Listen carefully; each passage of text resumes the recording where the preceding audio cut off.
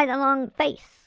Warning, the Star Wars series Ahsoka, Episode 3, titled Time to Fly, is out, and I'm going to talk about it with spoilers. So if you haven't seen it, go watch it, then come back. Still here, little buddies? All right, let's get into it. The Ahsoka series is not disappointing. Well, not to me at least. I went in with no expectations, no speculations, a couple theories, but I didn't let that ruin my experience. I went in with an open mind, and I'm still going into every episode with an open mind. I did have some theories, like I said before, and we'll get into that here in just a minute. We'll see what came true, what didn't, and really, I didn't have that many. But I did have one come true. We'll talk about that in just a minute. But there is a lot to get through, and I am awake since 3 a.m., and it is now after 10 p.m., So yeah, I'm kind of tired, so my brain's probably not firing on all cylinders, but we're going to get through this, I promise. And before we do, here's a quick word from our sponsor. Yeah, and it's not me this time. Ooh, surprising. No, it is Darth Thor 3982, who does not pay for anything around here, nor does he give me free merchandise, but asked if he could be the next video's sponsor, and I said yes. So this one's for you, Darth Thor. What color is an orange? Orange, you say? Good, you passed the test. Now subscribe to my channel and show everyone how intelligent you are. The world will know you're the best there is, and the Star Wars Cantina Band will sing your praises in an obscure language that requires a translator for anyone to understand. But at least they'll be singing about you, and it will stop them from performing Gangnam Style repeatedly. So, subscribe and be the best. And by the way, I do give shout-outs to people who comment on my channel. Like this one, I even gave a sponsorship to them. It's fun. Why not? Let's show you guys that I really do appreciate you. So keep those comments coming, and you'll never know who's going to pop up next. Now, let's get back to the Ahsoka series, Episode 3, titled Time to Fly. If you've made it this far in, then you've already seen the episode, or you don't care to be spoiled. Either one. I'm not showing video of the episode. Why? Because I don't want a copyright strike. And this soon, after a show or movie releases, Disney likes to give those, or YouTube likes to give them, whatever. I don't want one. Never had one. Never going to have one. Not going to happen. Sorry. By tomorrow morning, it should be safe enough for me to use video from this episode in my videos. So look for it then. As I said before, the episode 3, well, really, the whole Ahsoka series so far has not disappointed me. Not one bit. Why? Because I'm open-minded.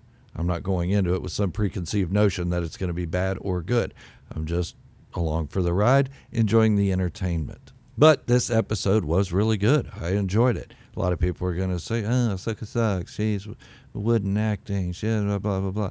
Wrong. She's getting the mannerisms of Ahsoka down pat right. And this is a war veteran. This is somebody who's seen a lot of death in her life. So, yeah, she's going to be a little bit stoic when it comes to what she portrays herself as now. She's not the snippy teenager she was before. She's a middle-aged woman, and she has her own Padawan and responsibilities now.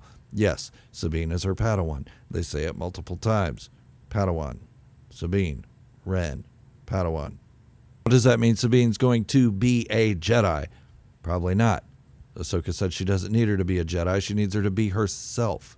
Maybe that's another callback to Ahsoka not really seeing herself as a Jedi. Although she is hanging out with a Jedi droid and pretending to be a Jedi and so on and so forth.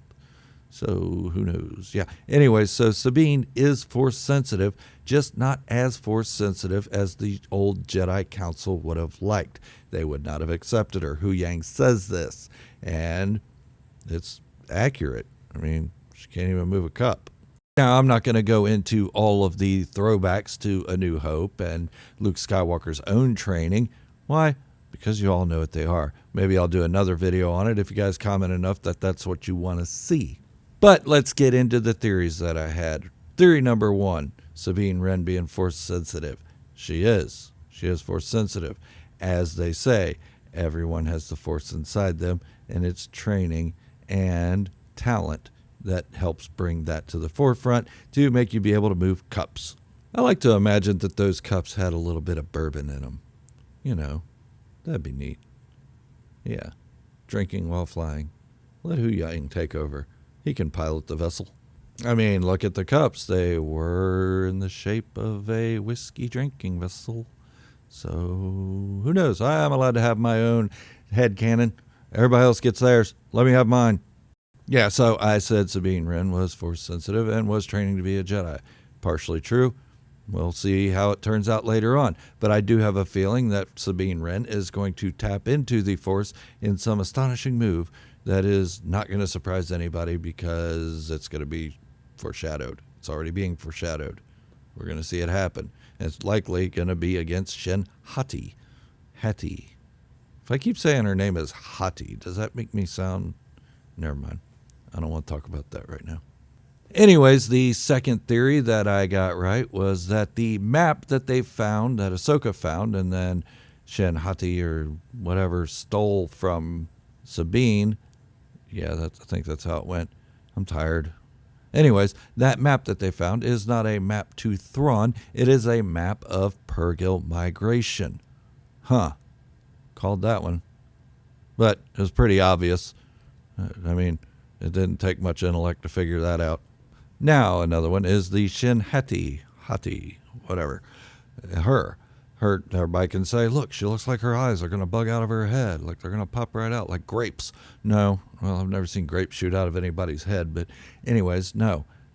Look at her focus. When they're flying around the Purrgil and Ahsoka and Sabine are trying to escape from Shin Hati and Marok, it looks like Shin Hati doesn't even realize that the Purrgil are around. They're just obstacles in her way. She's super laser focused, pinpoint accuracy. And Ahsoka gets away anyway. Now, this is a direct correlation between the relationship between Ahsoka Tano and Sabine Wren and Baylan Skoll and Shin Hati. Now, Shin Hati, super focused, able to use the Force, navigate, and all that such stuff. But Ahsoka is the better pilot because she's had more experience. Now, if you compare Shin Hati with Sabine Wren can't focus. She can't draw on the Force the way she would like to or the way Ahsoka would like her to. But yet Shin Hati is able to. So they're contrasting each other there. Master and apprentice, and so on and so forth. Get it? Got it? Good. Now, the next theory I'm going to shout out is not one of my own. I'm trying to find the comment right now who left it, but I can't remember who it was. So if you watch this video and you know that was your comment it again, and I will pin it to the top so everybody can see it. I don't take credit for something that isn't mine, but it was a great theory. And that theory being that the hyperspace ring that Morgan Elsbeth was working on was for something the size of a Star Destroyer, mainly the Chimera. I threw the Chimera part in there, but this is not my theory. But I'm glad I heard it, and it came absolutely true. And well, it's going to come true. We know it. Thing's huge, big enough for a Star Destroyer, primarily the Chimera, to rescue Grand Admiral Thrawn, to bring him back. Yep, that's how it's going to go. So, shout out to you, and when I pin your comment to the top, I will give you a shout out in the next video. So please, please, please, by all means, leave that comment again. Now, last thing I'm going to talk about is how could anybody dislike this series? Seriously. I mean, it's Rebels Season 5. The music is so amazing in it. I felt like I was in Star Wars. There were moments where you felt like you were in a samurai movie. There were moments where you felt like you were in a ninja movie with Ahsoka's split-toe shoe. And there are moments when you felt like you were in The Mandalorian, even when Ahsoka is outside the ship. They played a tiny bit of Mando theme, if you didn't catch it. This show is made by Dave Filoni, who was the prodigal son of George Lucas, trained under George Lucas for years, understands more about Star Wars than probably anyone else in the universe. That includes any of us, myself included, any other YouTuber that says they are a self-appointed authority in Star Wars. They are not. Dave Filoni knows more about Star Wars than they do. I guarantee it. Only person probably knows even more than him, probably George Lucas. But what I will say is that if you do not like the show, that's up to you, and that's your right, and that's your opinion, and you're entitled to it, and I respect that. But I just don't see how. So please explain it to me in your own words in the comments as to why you don't like the show, or even why you do like the show. I want to hear what you have to say about it, not what somebody else told you to say about it. That's just weird. Now, if you go through the comments of my other videos, you can see that a lot of people are just repeating things that other people said. May not have even watched the show. So it starts telling me there is a singular source that this is coming from, and everybody's just repeating it. Please speak for yourself. If you don't like it, that's fine. Just tell me why. And now, before I introduce our sponsor one more time, I'm just going to leave it on one little thought. Marok. Marok with the voice. Oh, yeah. Cool. And now another quick word from our sponsor, Darth Thor 3982.